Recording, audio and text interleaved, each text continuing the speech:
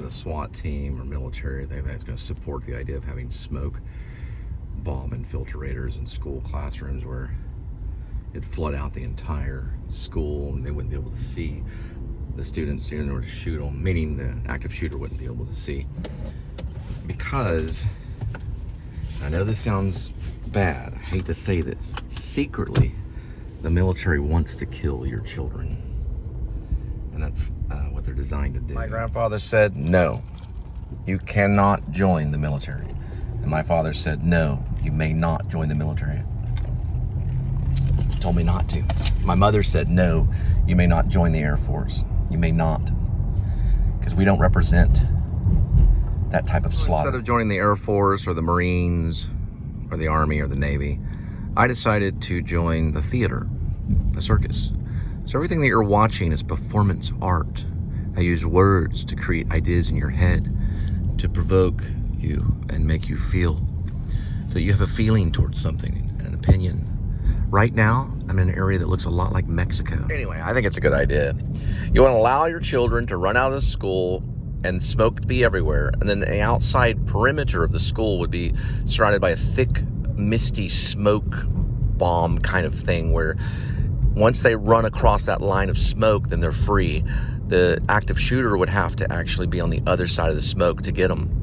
So the smoke would actually shield them from being killed. It's a great idea, and they could install it in all schools all across the nation. And if you want to see my plans, just leave a message on the comment. I'll get back with you and show you my plans for the smoke infiltration system so you can protect students and keep them from getting killed by active shooters. I have a plan for the alarm sounds, so it's so loud that they can't even hear themselves think. Because if you take out their hearing, they wouldn't be able to find out where the kids are because you can hear kids walk around.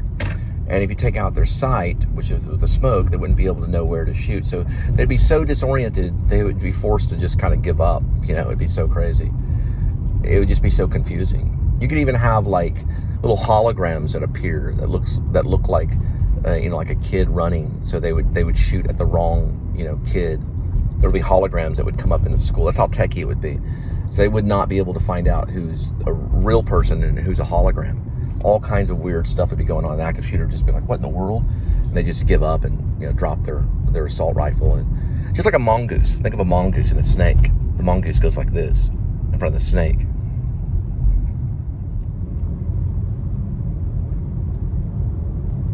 Just like a mongoose. Lights are still turned on right there on the street lamp. There's a reason for that. See that one? See, look at these. See those lights? There's a reason that their lights are turned on like that. Pretty cool, huh? Has a lot to do with what's going on right now. Those lights are left on during the day. Explain that. Those lights save people's lives. It's called 365. Got unleaded for 315 and got tacos.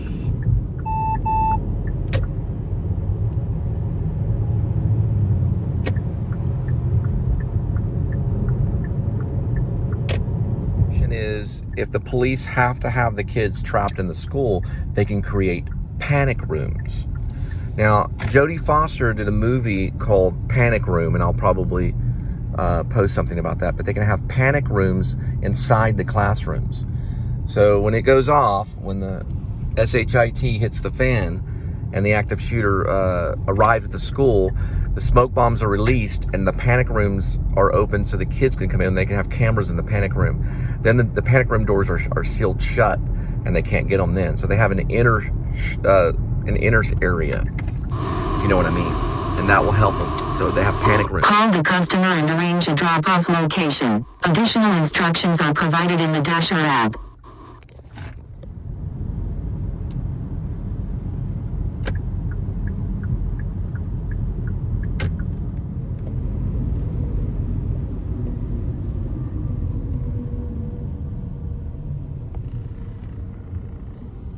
The problem with policing is not just in society or in regular day lifing, or what do you want to call it, living, whatever. But it's basically in the school systems. So we have the SWAT. They have the target on the school system, ready to go in there and kill that active shooter. Now, the first thing that we train our police to do is never use the word bad guy, okay? So we train them first. They are never to use the word bad guy. Like, we're gonna go get the bad guys. Nope, that's not how life is. That's how their life is, okay? So we don't say bad guy if you're a police officer. So when you're around your family, you're eating your Kentucky Fried Chicken or whatever's real cheap because you can't afford anything, don't tell your family, well, tomorrow I'm going to go out and catch the bad guys. No. You say, tomorrow I'm going to go out and catch the good guys. Right? Because that's who they want to catch, are the good guys. Or you could just look over at your son or daughter and say, tomorrow I'm going to martyr myself a Christian. And smile real big. Forgive our sins, forgive our sins. The cool thing about Elliott Smith, though, was he was very creative with the guitar, probably since Jimi Hendrix kind of stuff. You know, Jimi Hendrix was a very creative guitar player. And so when you create on the guitar, what you're doing is almost like you're painting or drawing. And he always talked about shapes. He didn't think of it as music. He thought of creating shapes. Because of how his hands were, you know, like how his hands were like gripping the guitar, or how his fingers, pressing on the frets, and all of that were like shapes, like different shapes, and he did a lot of open notes and stuff. So it was all like a drawing that he was making. Now, when Bob Dylan came to fame, they interviewed him, and he didn't really say that he created music. He said he created like cinema or something. He was trying to create some kind of imagery. But then when they talk about David Bowie, David Bowie never considered himself a musician. He thought it was all a joke. He didn't think any of it was really good at all. He said he wasn't a good musician at all, and that he was a visual artist. So that'd be really good for a 3D movie right there. There's the drink right there, and there's the memory device right there. So don't forget the drink. It's okay to do this right here, but you got to have that stabilized. They do have certain, they're like little bags that you can buy. They're not bags, they're more like cases, and you can put the drinks in the case. But you got to have those three things, or you could forget the drink. Show you what I'm listening to, because YouTube hasn't really connected with these things right here. So they kind of can, but it's more for Apple or Android. But YouTube does advertise Sun Kill Moon. I'm listening to Allison by Sun Kill Moon. It's pretty good. Dog fest today around this area for extra change.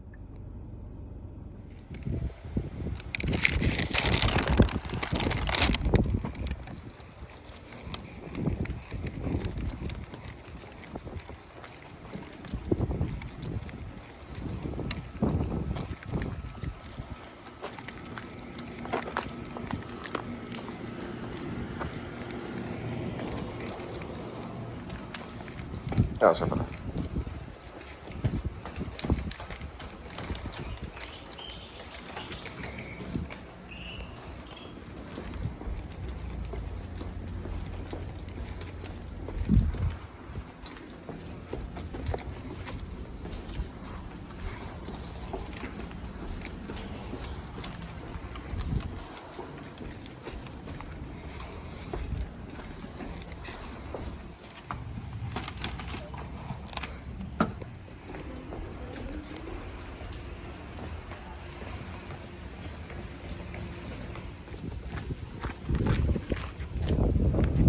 Doing the best I can. I got my McAfee, got my racetrack, and my hydro flask, a little bit of hot dogs from racetrack. Got my backup gear so I can put your drinks in there, even beer if you want beer. I got a pizza bag, and looks like we're on the way to make a few $1 million. In touch with Mark Cazal. Like, it took me forever to get his phone number, and I called him in San Francisco. I wanted to ask him about Trucker's Atlas, because the song that he wrote, I gotta get rid of my memory device right here. finally picked up the phone. And he was like, who is this? And I said, this is a Please Subscribe show. We got a band called the Cole and Linda Spivey band. He's like, are you jerking off right now? And I was like, no. He goes, what do you want? And I said, I want to know about Trucker's Atlas. You wrote a song called Trucker's Atlas. You know, what's it about and everything. He said, it's about LSD. And then he hung the phone up like really hard. And I was like, well, I guess so. So I put the article, the blog in there. Of course, I didn't jerk off or anything while I was doing it. But when I did the blog, I put it down in there and I posted it. I said, you know, Marcus Zolik said that Trucker's Atlas was about LSD. So I guess that's what the song's about.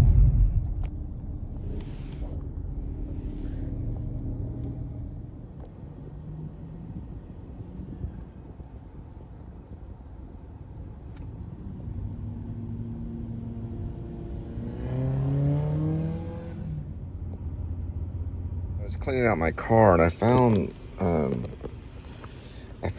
this right here inside the card. I think we had a card in here that was it was like a Cheesecake Factory card. We could eat Cheesecake Factory, and this is what's left. I don't know what it is. It's some kind of paper thing, and it went in here. I guess it was like a message. I think my mom gave it to me, and you can tie it on there as part of the Cheesecake Factory card. And I put it in here thinking that I had the card or something. So I have the card somewhere else because we have another $50. My mom gave me $100 in Cheesecake Factory cards. So we go to the Cheesecake Factory. And this is pretty much what it went. It was an envelope inside of an envelope. But I wrote down Texas Roadhouse because we had a Roadhouse card. I put it in there too. And then a cheesecake card, what was left on it. And we got kicked out of the Cheesecake Factory because Linda made an announcement that I wanted to go to the restroom with her to wash my hands. And Linda wouldn't let me, so she made an announcement and the manager kicked us out because she made a very loud announcement. She said, do you think it's weird if your husband wants to go to the bathroom with you to wash their hands? And really, I was just going to go into the men's part of the restroom, and then she was going to go to the women's restroom, and she didn't like the idea. So the manager went in there and served our food to us and said, could y'all please leave? So we put all the food in a to-go container, and I ate the whole steak, and then we walked out. A pink bottle of milk. So it's like strawberry milk, and it's rolling towards my car right now. But it's pink. Pretty weird. But that's like really happening. That's what I'm trying to say is that's basically a bottle of pink milk.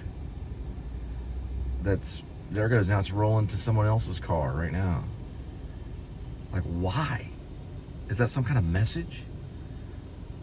You know what I mean?